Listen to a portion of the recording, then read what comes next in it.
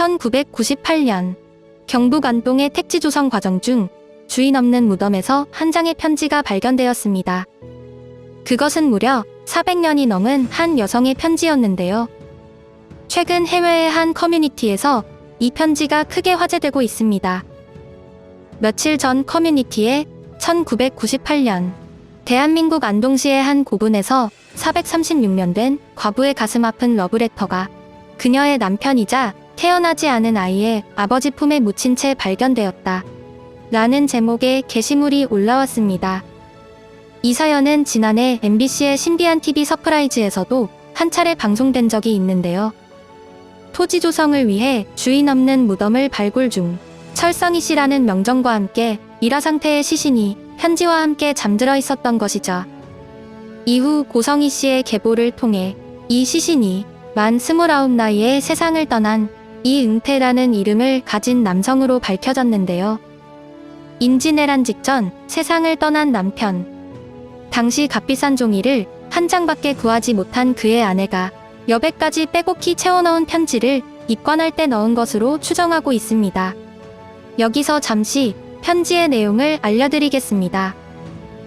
원희 아버지께 병술년 6월 초하룻날 집에서 아내가 당신 늘 내게 말하길 둘이 머리 휘어지도록 살다가 함께 죽자 하더니 어찌하여 나를 두고 먼저 가십니까? 나하고 자식은 누구리지 하며 어떻게 살라고 다 버리고 먼저 가시는 겁니까? 함께 누울 때면 나는 언제나 당신께 말하곤 했지요.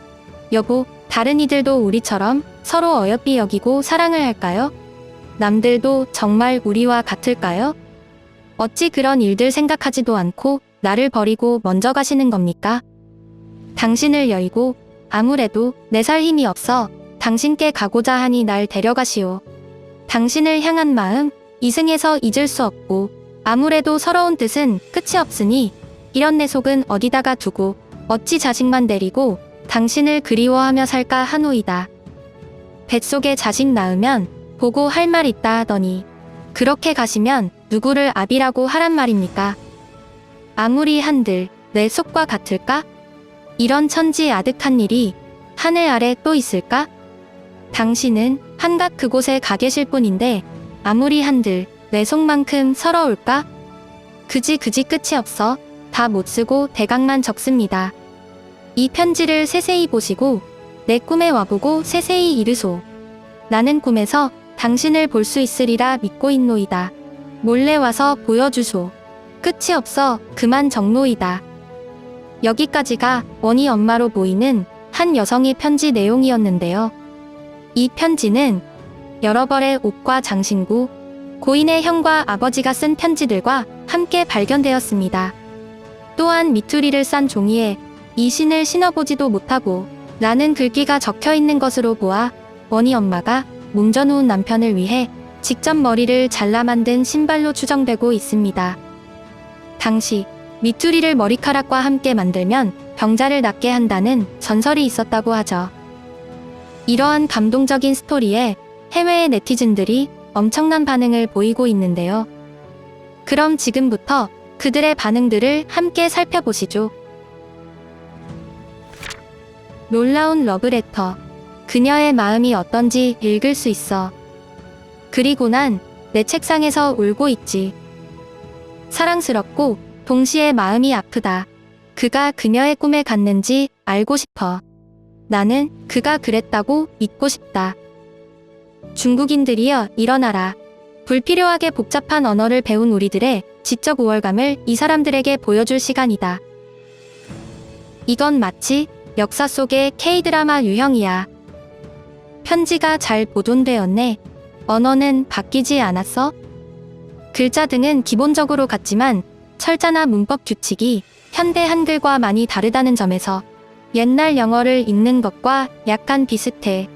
한글은 언어 자체가 1400년대에 발명되었는데 현대의 규칙은 1900년대까지 표준화되지 않았어. 이건 오늘 우리 모두를 울게 했다. 이것은 절대적으로 아름답고 무한히 애통하다. 이런 종류의 사랑을 찾으면 모든 것을 걸고 유지해. 잔인하고 아름답다. 모든 사랑은 결국 슬프게도 슬픔으로 끝나. 슬픔은 우리가 사랑에 대해 지불하는 대가이므로 사랑이 클수록 슬픔도 커져.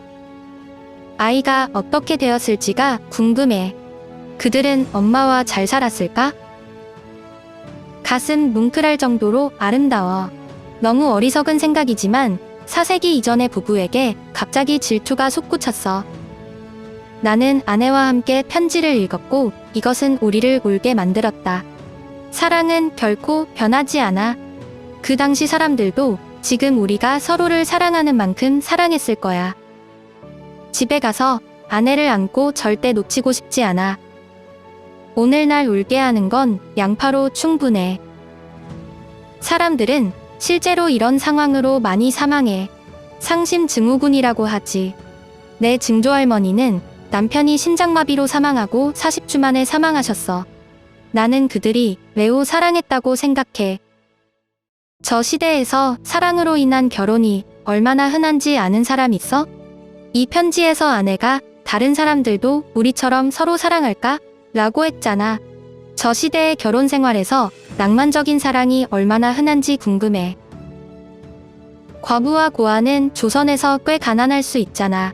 무덤과 가족에 대해 추가 연구에 관한 소식이 있어? 나는 그녀가 글을 읽고 쓸 수 있는 걸로 그게 상류층임을 나타낼 수 있는 건지 궁금해. 한글을 읽고 쓰는 것만으로는 큰 의미가 없을 거야. 한글은 배우기 쉽도록 만들어졌고 이 때문에 글을 읽고 쓰는 능력이 매우 빠르게 향상되었다고 생각해. 참으로 가슴 아픈 일이야. 그녀가 그를 얼마나 사랑했는지 알 수 있어. 또한 나는 편지가 너무 잘 보존되어 있어서 놀랐다. 우리 개가 죽었을 때 가슴이 타는 듯한 통증을 느꼈어. 몇 주 이상 무언가 가슴을 짓눌러버리는 느낌이었어. 난 내가 여기서 이렇게 많이 울 줄 몰랐어. 맞아, 감동적이야. 그리고 슬프고 매우 현실적이다. 가족의 죽음을 경험한 사람이라면 누구나 공감하겠지. 지금까지 시청해주셔서 감사합니다. 구독과 좋아요는 저에게 큰 힘이 됩니다.